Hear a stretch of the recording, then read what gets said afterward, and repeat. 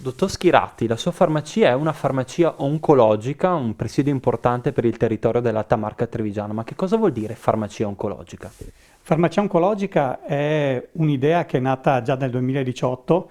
da una serie di studi che hanno fatto dei professionisti per cercare di colmare il divario, il vuoto che il paziente e la famiglia dei malati oncologici percepiscono con una figura professionale come il farmacista, naturalmente ben formato in merito a questo, perché bisogna fare un master su questo, per cercare di aiutare a non far percepire questo vuoto, questo senso di solitudine, con una persona che può rispondere a delle domande sempre senza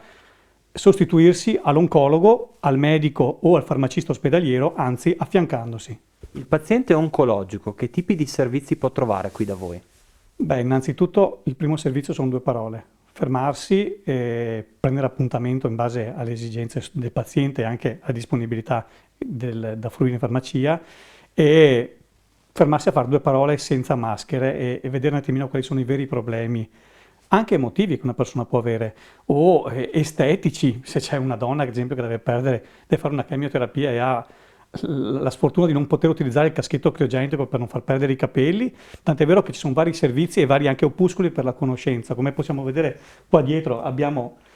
su questo tipo di opuscolo si spiega sulla parte del make-up e della parte delle parrucche dei capelli, perché noi siamo una figura tutto tondo, l'uomo, e quindi non bisogna solo dimenticare che c'è la parte emotiva, la parte della percezione personale, che è fondamentale, e quindi bisogna veramente cercare di aiutare la persona in tutti i sensi.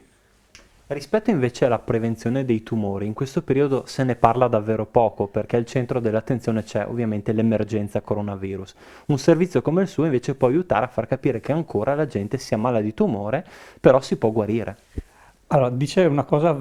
che ormai penso che tutti percepiscono, che o sei Covid positivo o non vieni nemmeno considerato adesso come adesso, anche se è vero che i centri oncologici continuano a lavorare, solo che hanno una problematica di organico come tutti gli ospedali, e per le terapie intensive ci sono delle esigenze differenti in questo periodo. È verissimo che i malati oncologici ci sono ancora, ma è altrettanto vero che la patologia è stata affrontata in maniera differente, con varie farmacologie differenti, vari farmaci, terapie, e che hanno portato non più la certezza che hai il tumore e muori, ma che hai il tumore, ma hai anche una buonissima possibilità di vita.